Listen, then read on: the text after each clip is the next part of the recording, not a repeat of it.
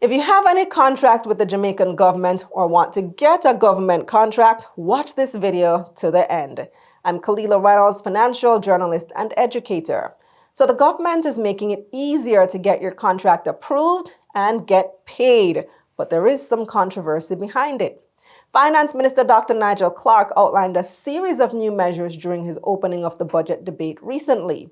The first change increases the contract value for which the government can just pick a supplier without having to get others to bid. In the case of contracts for goods and services, we'll be increasing the threshold below which single source procurement is permissible from $1.5 million to $3 million, Madam Speaker.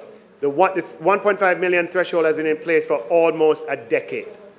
And for works, it will go from $2 million to $5 million.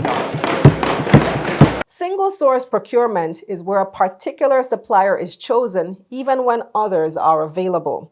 With this change, once the contract is worth less than 3 million Jamaican dollars or 5 million for works projects, the government can just give the contract to their preferred supplier.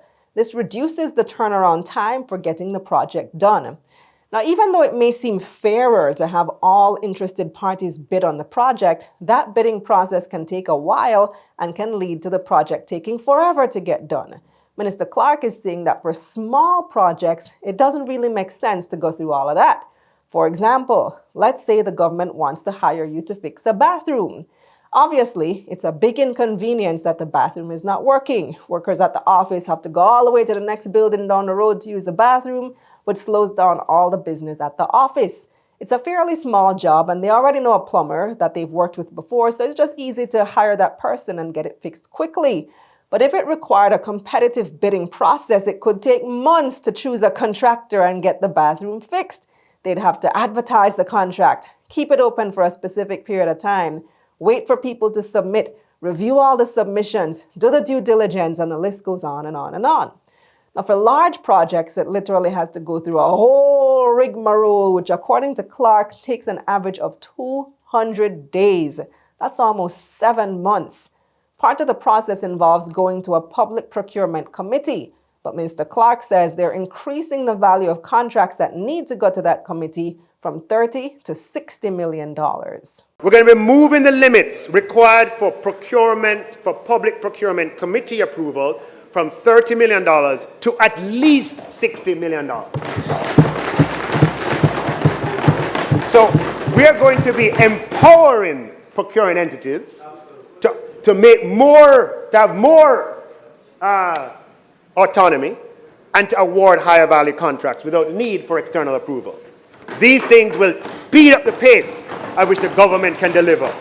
In addition, they're abolishing the mandatory 10 days that you usually have to wait between the time that the decision is made and the time that the contract is awarded, except for large contracts. Now, I can understand that for the large material procurement, but my God, to hold up the whole system, the whole procurement system, 10 days, for what?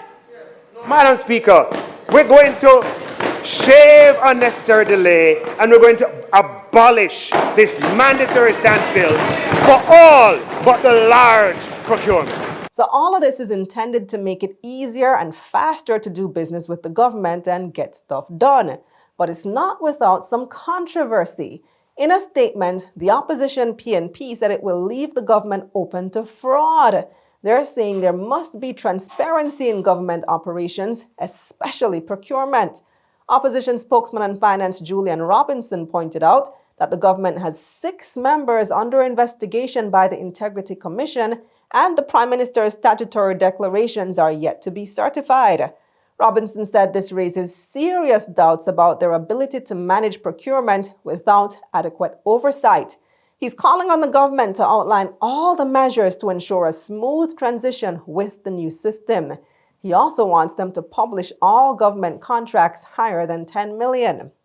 So what do you think? Will these changes result in faster delivery times on government projects, or will it open things up to more corruption and cronyism? Let me know in the comments. We'll continue covering the budget debates over the next 2 weeks. Click the link up here or in the description below. Let's get this money. Let's get this money.